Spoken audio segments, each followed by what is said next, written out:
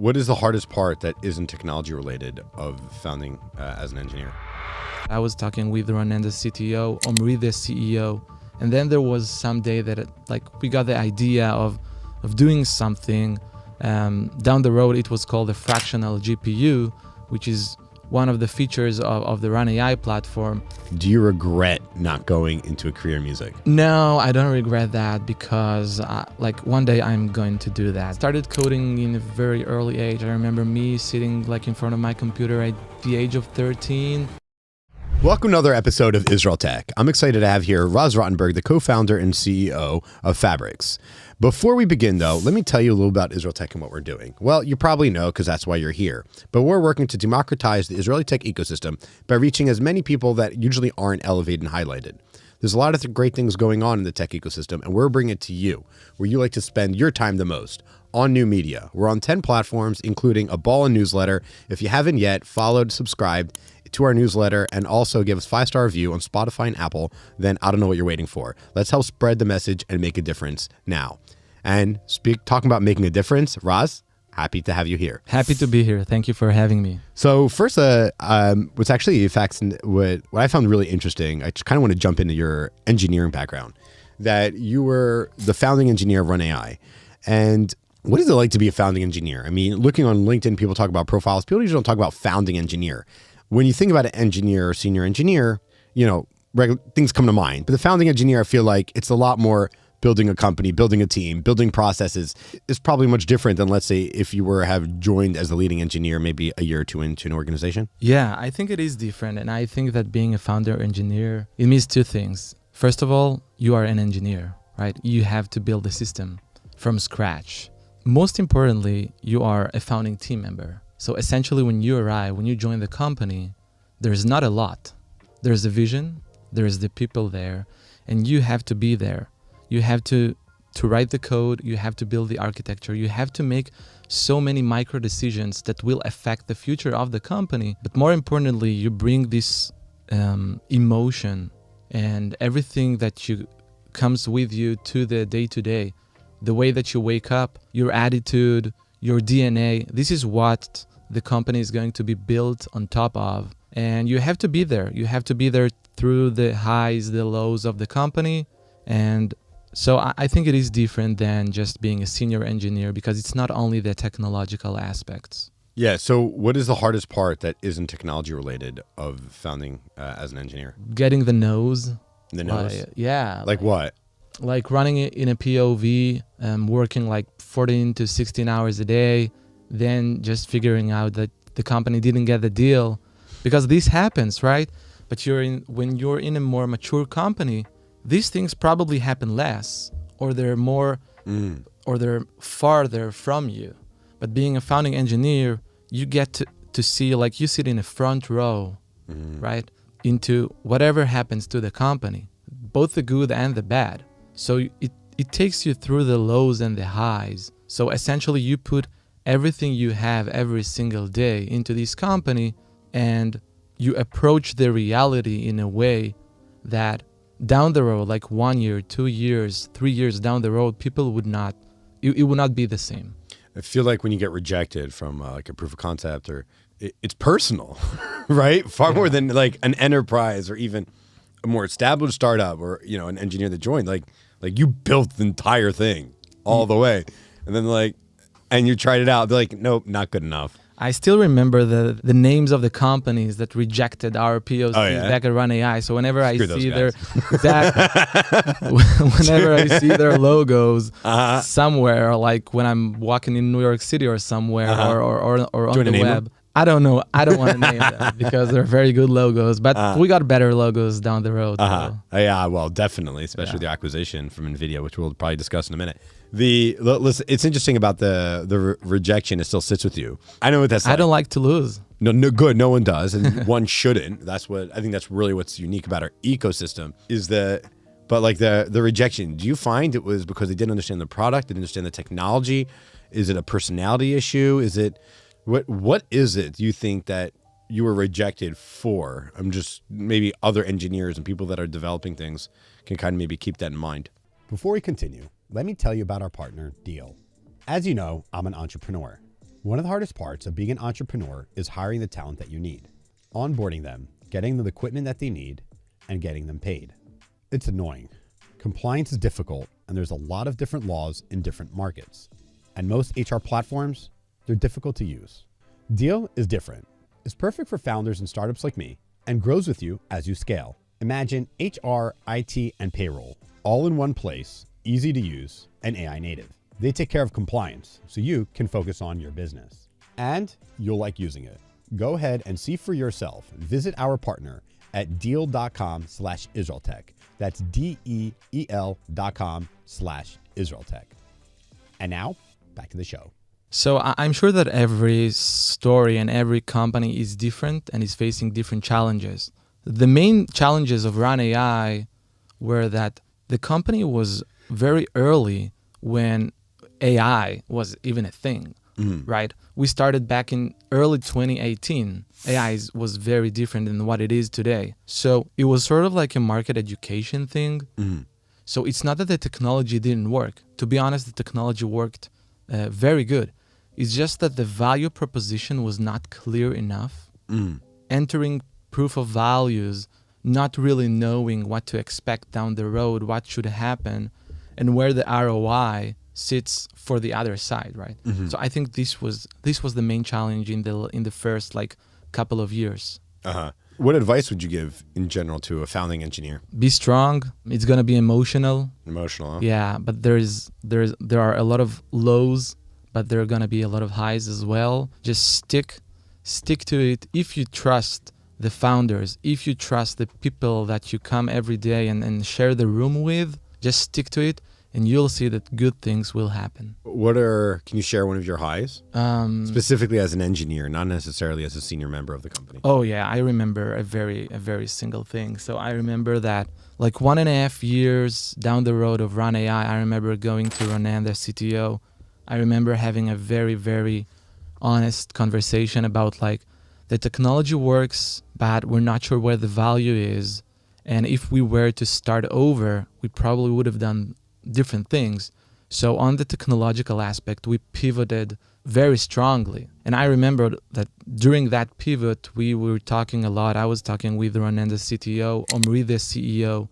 And then there was some day that we got the idea of doing something. Down the road, it was called the fractional GPU, which is one of the features of the Run AI platform. I remember doing a POC on my laptop, and in the evening, I think it was 8-9 p.m. It just worked, the proof of value, the technological one. And I called Ronen and Omri, and I told them hey, you have to see this. I think it's very cool.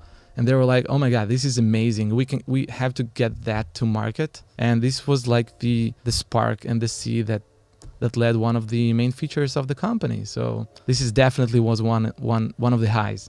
So what is it like to be, for people that don't know, they do if they follow, be acquired by NVIDIA. What's the process like? People think just, the world's biggest company, at least by market cap, leading in AI.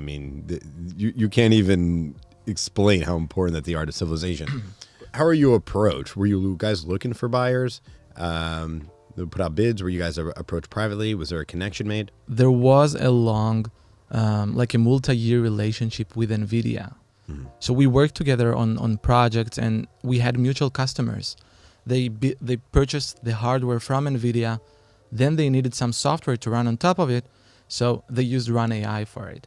So we were in communication with NVIDIA guys for a bunch of time, both on the go-to-market side, product side, and engineering side. Now, I'm sure that every company's acquisition looks differently.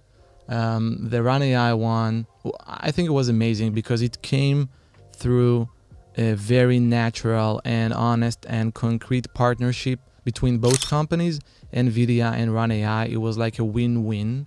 They introduced us to customers. We provided very good software to run on top of their hardware. And then probably one thing led to another, and the company was acquired. And from what I understand, so everybody that worked for a startup one day, they know that startup is a chaotic thing, and they imagine that a corporate, like a larger company, is calmer, everything is organized, and it probably is true for some of the large companies, but NVIDIA is, to be honest, is like actually a startup of 30,000 people.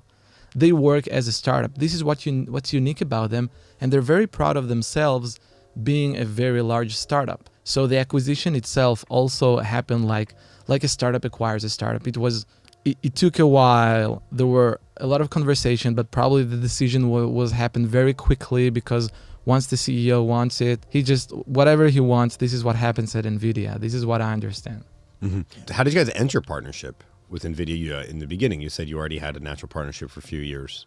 Yeah, so at Run AI, there was a strong go-to-market function. So they built a lot of relationships with hardware providers, resellers, and then eventually working together with NVIDIA, the guys from Israel, as well as the guys from the US. I know that Omri, our CEO, and Yael, she led go-to-market at Run AI. They worked closely, so they introduced us to customers. I know that there were some events that they invited Run AI to speak, etc.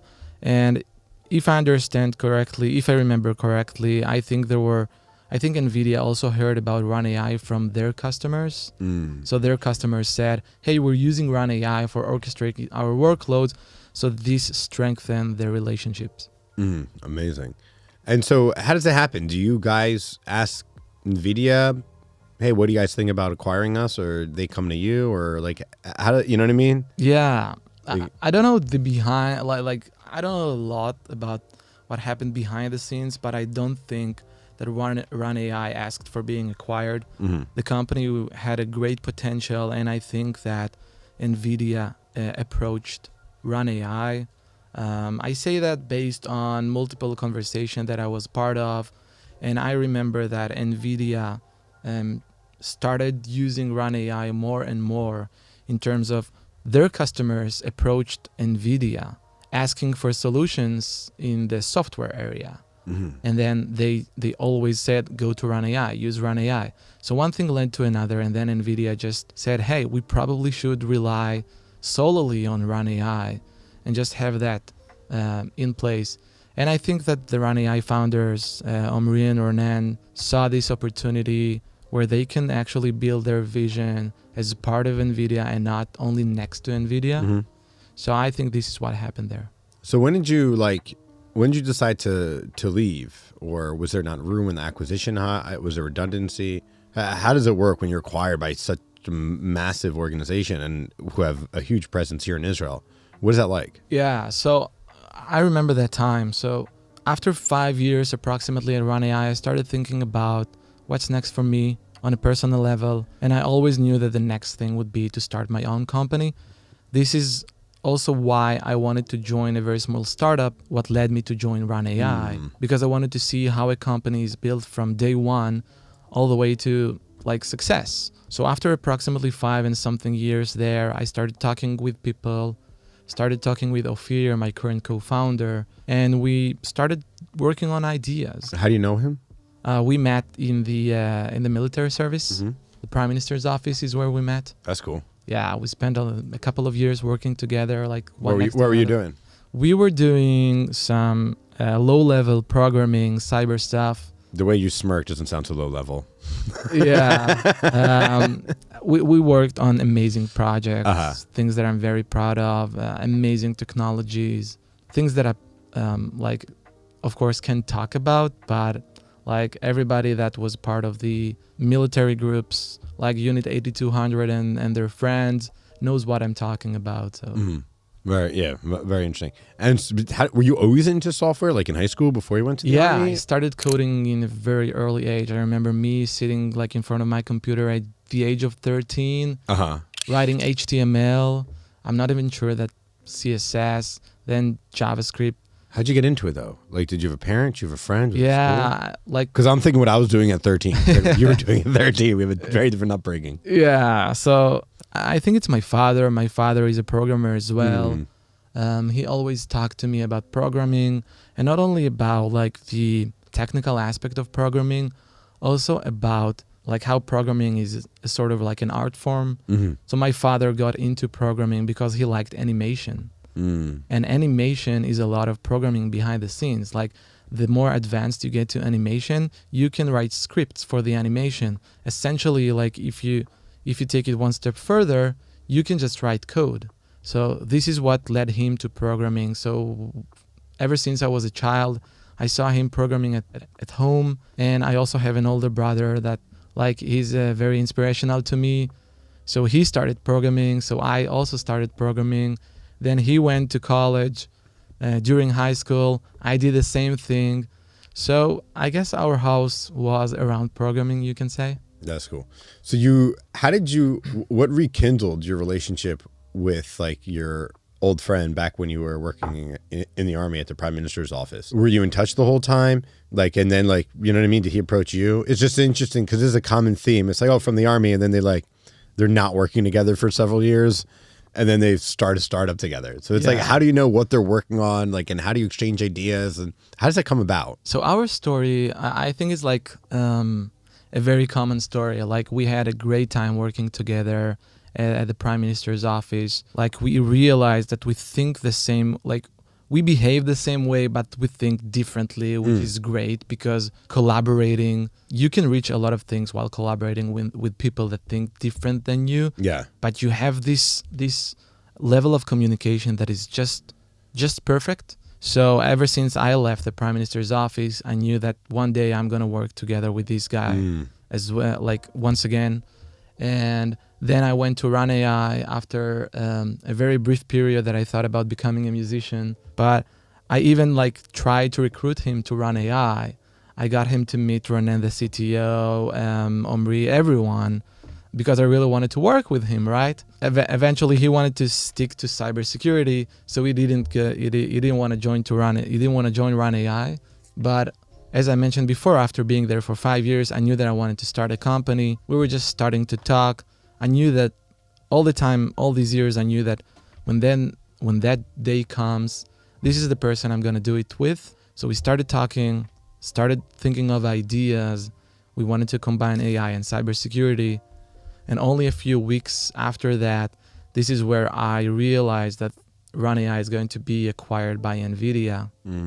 So I had like a couple or maybe 3 weeks that I was quite confused, but I talked to many of my closest, like people that are closest to me, Dina, my partner, Ronen from Run AI, other friends that are from the industry, family members, obviously. And then like I made the decision that this is what I want to do in my life. This is who I want to work with. This is my opportunity, and this is the right timing, regardless of what's going to happen with Run AI. Oh, fascinating. So you mentioned cyber and AI. Is there such a thing as just a pure cyber company anymore without AI at its core, or is every cyber company actually first an AI company? Is there any company that doesn't have AI? Like no, but at its core.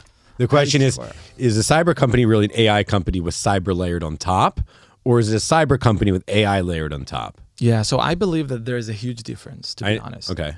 We're building an AI company with cyber on top, you can say. And I think there are cyber companies without AI, like without a lot of AI on top of it. But I believe that the world is going to AI, and this is what we looked for. We looked for the right place within cybersecurity where AI could be very significant. Before we continue, let me tell you about our partners, The Recruitery. The Recruitery places go-to-market talent for early and growth stage cybersecurity companies. The Recruitery specializes in recruiting and retaining top talent in global markets. If you're looking for a recruitment company to help your cybersecurity company close cultural gaps and find great talent on the ground that can help you scale, we recommend you also partnering with our partner, The Recruitery. And now, back to the show. Do you think there's like unique opportunity? Do you think you can solve more issues, or do you think that identity wasn't addressed? So identity was addressed. Identity has been a challenge for decades. But the thing, from what I learned, when you start a company, it's either an old problem, new solution, or a new problem that requires a solution. So in our case, this is an old problem, new solution. So over the last 2, maybe 3, maybe even more decades, people have struggled with identity security. Yeah. They tried a lot of things, and we were talking to a lot of CISOs looking for the right place within cybersecurity where AI could be very significant. And it took us not a long time to understand that identity security is still based on a lot of decisions that are done by humans that at the time of the decisions, they just don't have a lot of information and they just sort of like guess. And this is exactly where AI is very strong, right? Pulling information from multiple sources, reasoning over them, creating a single coherent story, bringing all the context you can, and make smart recommendations, essentially to improve the process. So it's not that identity security didn't have enough tools, but even with the most modern tools, organizations still struggled with identity security because a lot of the work happened outside of the tools, within the minds of the humans. Yeah, that's fascinating. So like, when you think of, actually, why don't you tell us what your company does before we further confuse people? We get more into identity management. Yeah, happy to. So at the end of the day, we're bringing AI to identity security. So we're building what eventually will become this sort of like artificial brain that is responsible for every access and permission within the organization. So what happens today is you have a lot of people that are frequently faced with access-related decisions. For example, requesting access, reviewing access, recertificating access, defining permission set, etc. When that time comes, they need to answer a lot of questions. For example, who is this person? What access is she asking for? What's her job title? What is she actually trying to do? Can she do the same thing with less permissions? What about her peers? A lot of questions. And to answer those questions, people need to go to so many systems because the information is scattered, right? Their job title is in the HR system. The group membership is the identity provider. The permissions themselves are defined within the system. And the meaning of the permissions are defined in the documentation of that product, right? So essentially what people actually do is most of the time they just don't do that. They just guess or automatically approve. Or if they do that, it takes a lot of time. Right. And during that time, the other person on the other side of the access request, they're waiting because they just want to get the job done, right? So essentially this creates two things. One of them is like the tension between security and the business. And the second thing is you take processes that were put there in the first place to reduce risk, and they essentially create more risk because things just get improved, right? And you would think that it happens only for security people, but that is not true. It happens also to IT people, managers of business applications like CRM, etc., managers of employees. Right. So this is what people struggle to do, what we call consistently and at scale. And fortunately, this is exactly what AI agents are very good at, right? Pulling information from multiple sources, going over them, understanding the context, and making smart recommendations, right? So this is why we're building AI agents that are specialized for every single process in identity security. For example, lifecycle management, people joining and leaving the organization, access request, access recertification, role engineering. And these AI agents, they can work with or without a human in the loop, and they integrate with the current existing processes of the organizations, and they're the ones that handle the heavy load of identity security, essentially bringing all the context and fixing this information gap, making smart recommendations so people could make more informed decisions much faster. Are they doing it automatically, or does it just make a recommendation that a human needs to do, grant this amount of access to this person? So most of the time we start by like them making all the read-only recommendations, because it takes time. For them to trust. Exactly, Yeah, for I can see organization to gain the trust of the system. Once we get a certain level of trust, we start making some of the agents more autonomous within some of their aspects of identity security. Do you have like different clients that have been like, I trust it, I don't need to get used to it, and just like, turn it all the way on? Are there other? It's like, I'm just curious how that works, or is like, this is our process, no matter how much you're trusting of our technology or not. Exactly, that's a very good point. So one thing that I learned is that people don't like change. Yeah, no shit. Right. So they have the way that they work today, and they say, we really like what you're doing, but it has to happen the way that we work. Right. Don't make us change our processes. Right. So the very first day we just integrate exactly. Are your first clients Israeli? Yeah, the very first Exactly, one were yes. Israelis. If you can overcome them, you can overcome anything. Yeah. They say it was the Frank Sinatra song. It's like in New York. If you can make it there, you can make it anywhere. I feel like that's when it comes to selling. If you can work with Israelis, you can work with anyone. Like it's Yeah. like, it's one of the secret weapons I think that we have here. This is why the ecosystem here is very strong and important, right? Go on. What do you mean? I mean, like geographically, look, we're sitting right here in Tel Aviv, and like 1 kilometer from here in every direction, you have probably like 1,000 different companies. Right. Right. Everybody knows everyone. Right. Everybody grew on the same like principles of engineering, go to market, marketing, Right. product management, etc. So we are like, I love to see like the ecosystem here in Tel Aviv as this sort of like a superpower. Right. Like in music, they call it a supergroup, right? So this is like a supergroup of talent that is very condensed, Right. right? There is a book by the Netflix CEO. He talks about talent density. He talks about talent density within companies, but if you were looking at like cities, like Right. San Francisco, New York, Tel Aviv, look at the talent density in Tel Right. Aviv. I guess it's probably number one in the world. Right. It's amazing. Ironically, there's a huge strength of being ridiculously small geographically. Yeah. That everyone lives on top of each other. Everyone's related. Everyone. You're a short drive from everywhere. You know, we don't fly to anywhere in Israel. It's always funny. We just bike there. Yeah, right. Exactly. And actually, for those that let's say live in America or a much larger country, one of the most interesting cultural things when I moved here was like in America, it's totally normal. Oh, your friend's flying in. Oh, it's a 2.5-hour drive to pick him up at the airport each way. Okay.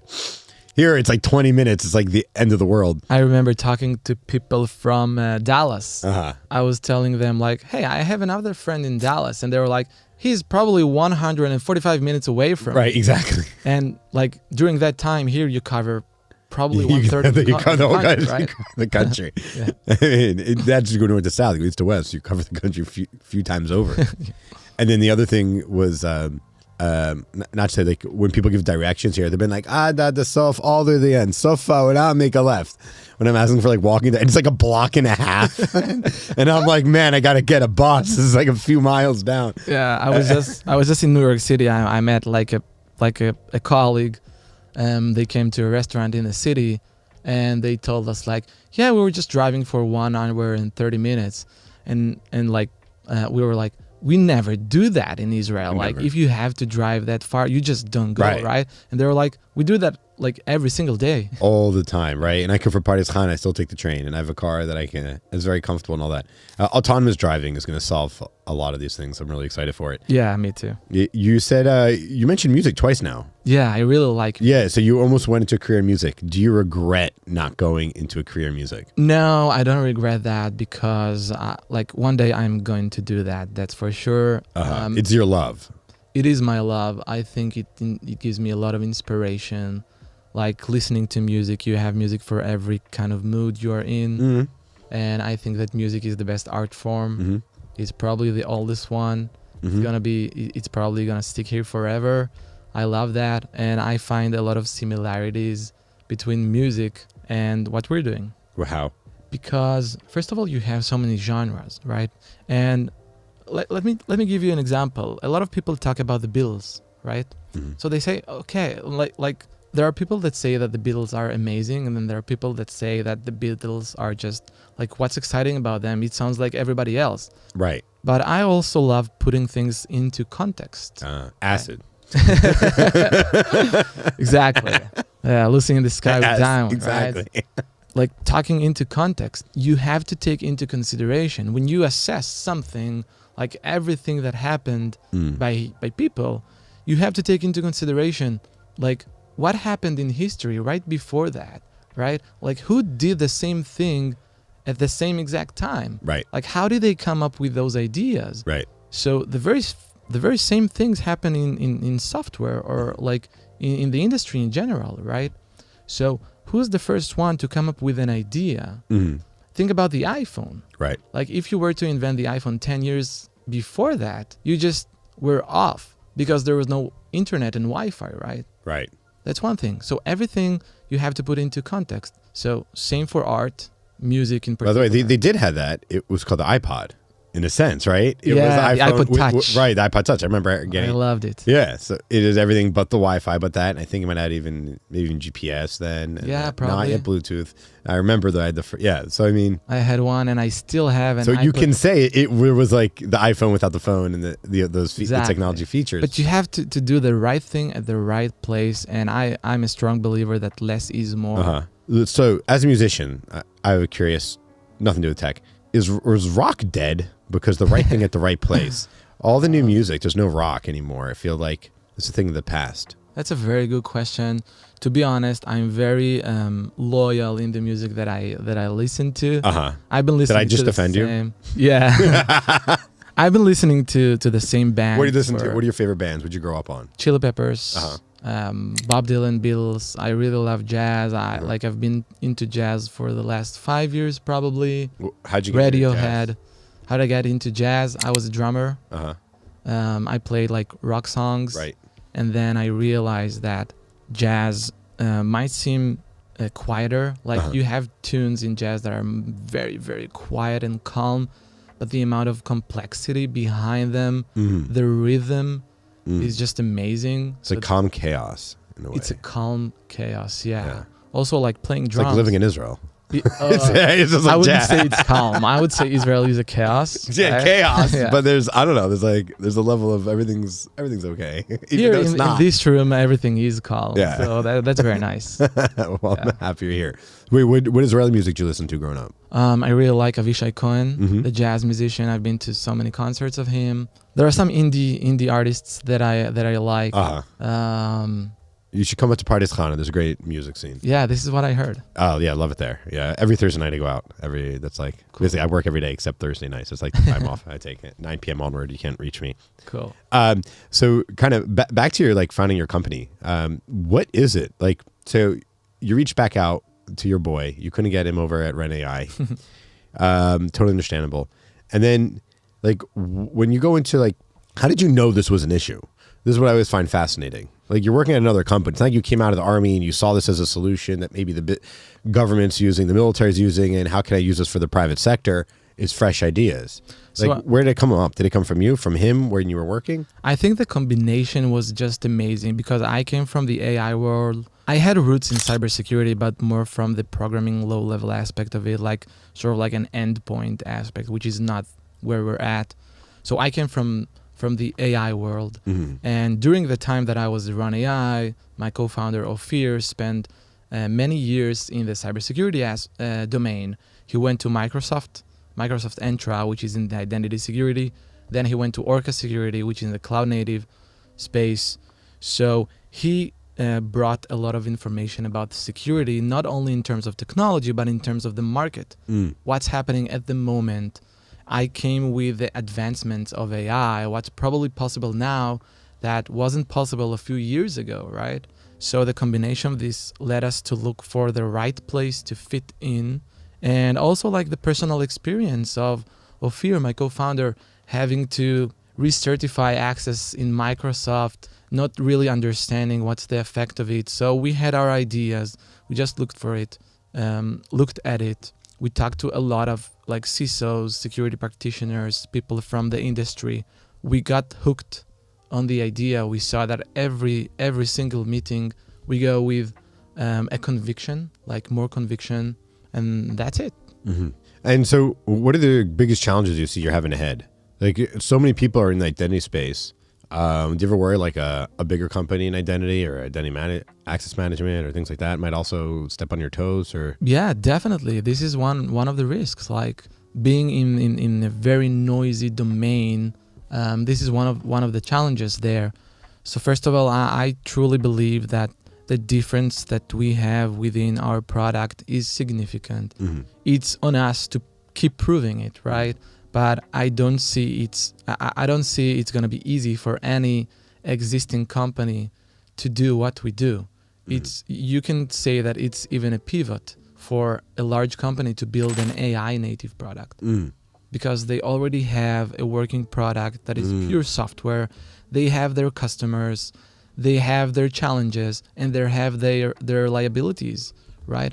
So this is why startups work so great. This is a beautiful place and the right place to create innovation. Right? So when software and AI, I mean, right? Israel's known for all of her software technology companies. One of our strengths for sure. Is there, because of how AI can help make software, let's say, so much cheaper and easier, and probably lowers the barrier to entry, do you think we're going to lose a competitive edge with AI in the software space as an ecosystem? I don't think so. I don't. What are the think opportunities so. and what are the threats? Because I think AI for software development, it's not replacing strong developers. Right. What I keep hearing, reading, and listening to, it's very clear that AI is sort of like polarizing.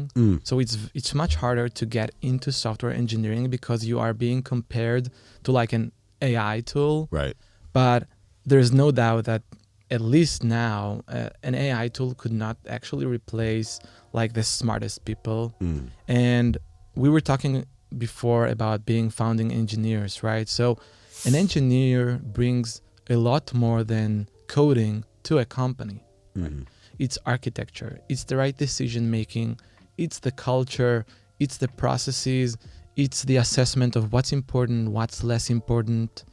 So I think this is what like senior engineers and stronger engineers bring to the table.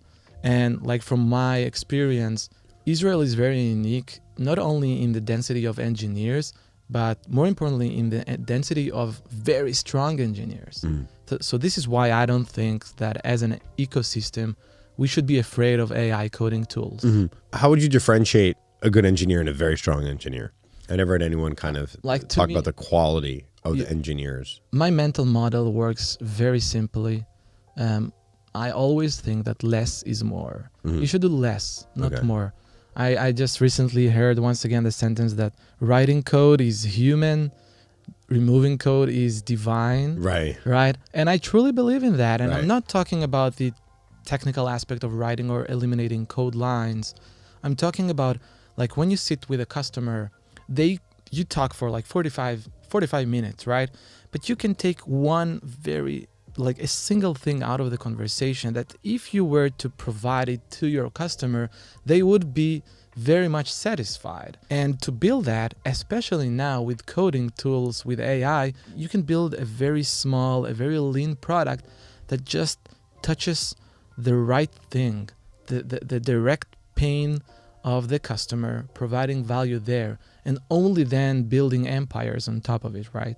So I think a good engineer is the one that understands why he or she is being asked to do something, understands what we can do the shortest, in a very short time, not to create tech debt, in a very lean, in a very useful way.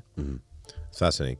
So, but then if you can do something with AI like that and do so aren't all software companies under potentially huge threat that they can have a new company come with much less funding, much less resources, not have it to divinely delete code, but from the beginning build it with AI and immediately quickly be able to compete with a company that's already, let's say, have tens of millions of dollars in funding? Yeah, and this is what we are doing, right? So you're that disruptor, but you ever worry, but you know what they say, there's always a bigger fish. Is there always like another, you know what I mean? A smaller company, like another one, and you always worry like behind you in another 2 years. Yeah, maybe, who knows? But this is exactly what we're doing to companies that have been in the identity space for 5 years, 7 years. Right. Because right now the differentiator is not the SaaS Right. software that you write, because Right. we use so many AI coding tools. Like our founding engineers, the strongest ones available, they use the coding tools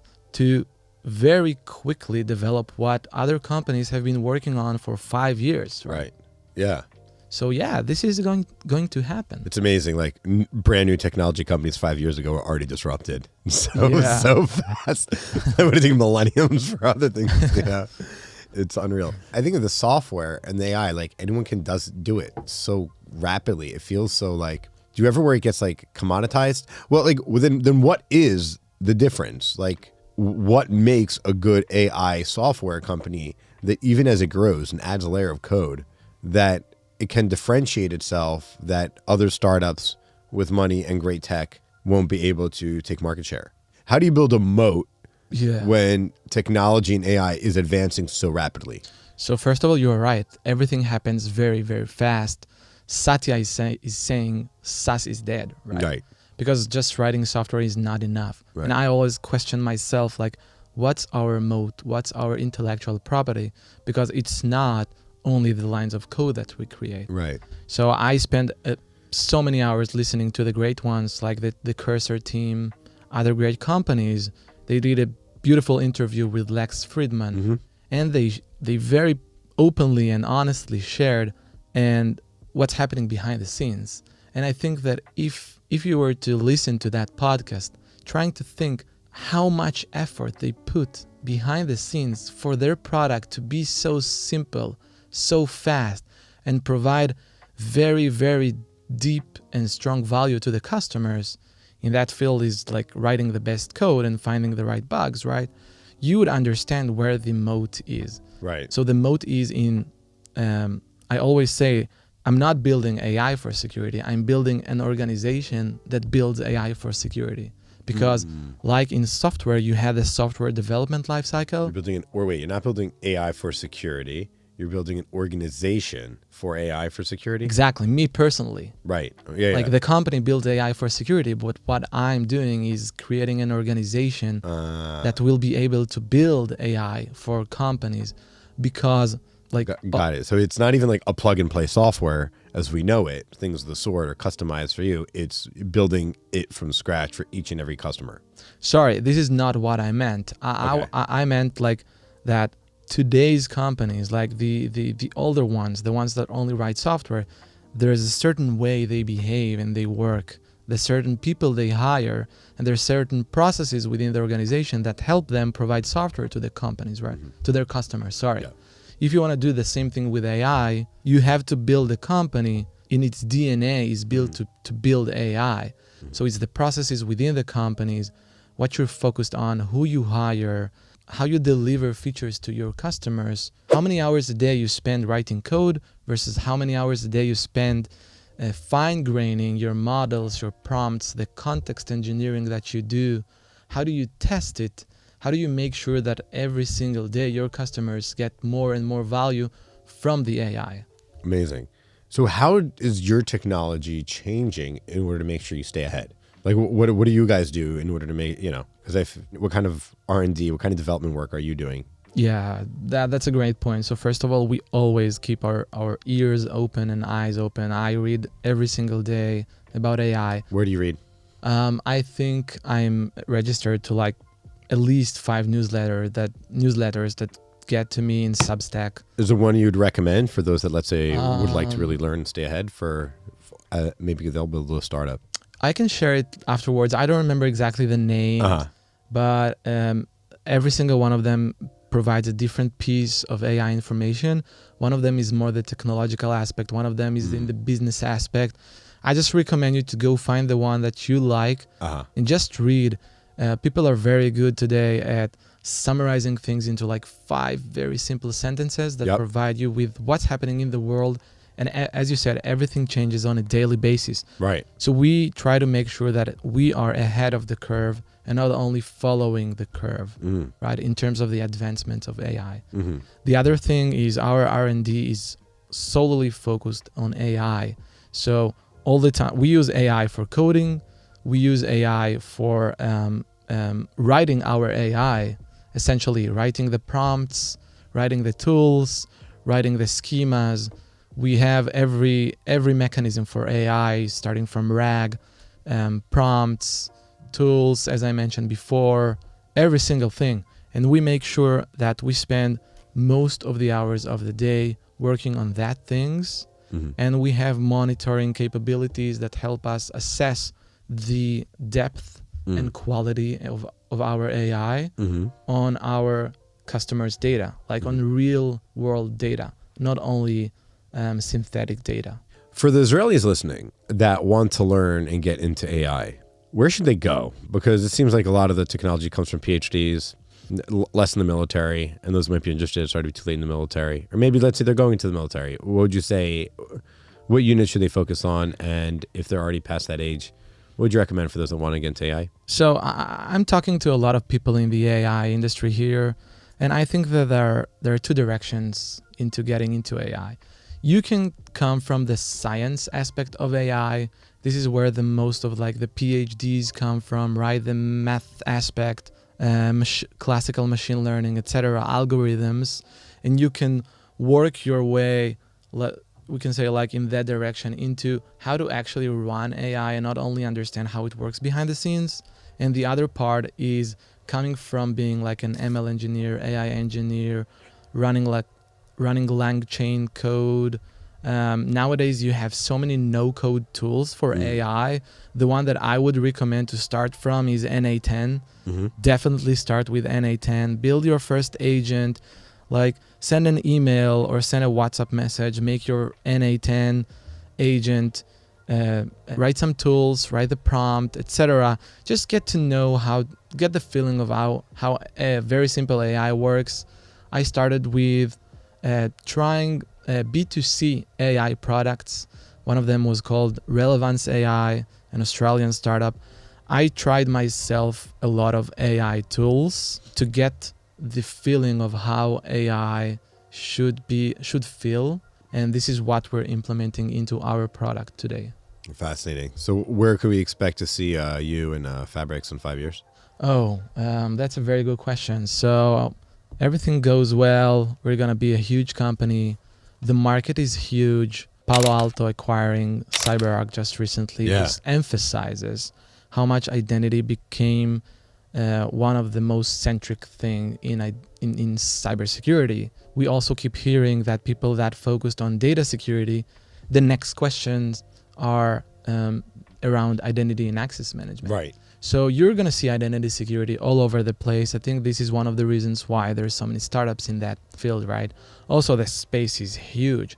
So we are only at the beginning. We're very excited to be able to talk openly with the world and share what we're building, get more and more traction, get more and more customers, provide them with value, save time and money for them. And right now we're focusing on only very few processes and use cases in identity because we're a small startup. Over time, I think Fabrix and AI in general could provide tons of value in every single aspect of identity security. Amazing. Should we be excited, scared, or we won't even notice a difference? Excited, definitely. Awesome. Raz, thank you so much for being on IsraelTech. Thank you very much. Thank you for having me here. Awesome.